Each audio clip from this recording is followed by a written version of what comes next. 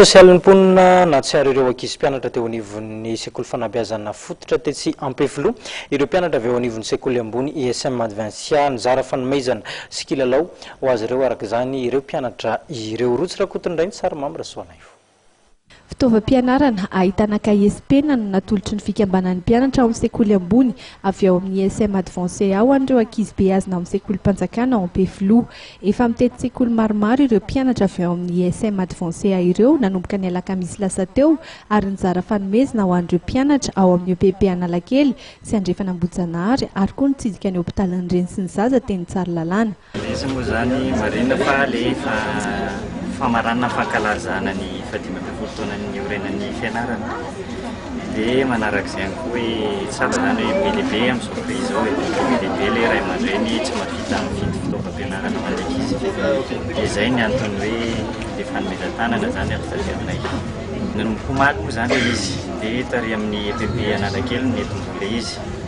Dia stylo sy kahie moa zany ho an'ny mpianatra rehetrarehetra atao amin'ny EPP Analakely.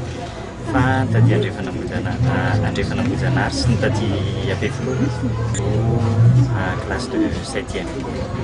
Anampy betsaka ireo ankizy beazina eny amin'ny sekoly Mpanjakana eny Ampefilo ny fanomezana izay natolotra azy ireo satria ao anatin'ny vanim-potoanan'ny fanadinana izy ireo ankehitriny raha hanambarany talen'ny sekoly ary misy ny olana satria tsy ampy ny fitaovana ireo penina iray no ifandibiasan'ny ankizy. Ny fanomezana aloha tena tranay tena tonga ao milana izy mihitsy. Fa tena ireo ankizy ireo bebe mihitsy tsy manana. Izany hoe efa nisy ihany zany nomeny sefitra amin'ny fanombohan'ny fampianarana stylo mety lany, kahie mety farana ihany koa. Dia tsy manana izy. Izao zany nahazo reto izy dia tena hoe ao amin'ny ilana azy tsara mihitsy zany tonga ara-potoana mihitsy zany ao milana azy izy. Eo amin'ny zato latsaka kely zany ny CM2 nahazo teto. Ny fahatsapahan'ireo fikambanan'ny mpianatra ao amin'ny ISM Adventia fa ilaina ny manampy ny mpiarabelona indrindra amin'izao andro sarotra izao no isany nahatonga azy ireo hanolo-tanana ho an'ireo tsy manana. Karazana fanombohana ny asa soa mandritra ny andro fety rahateo izany.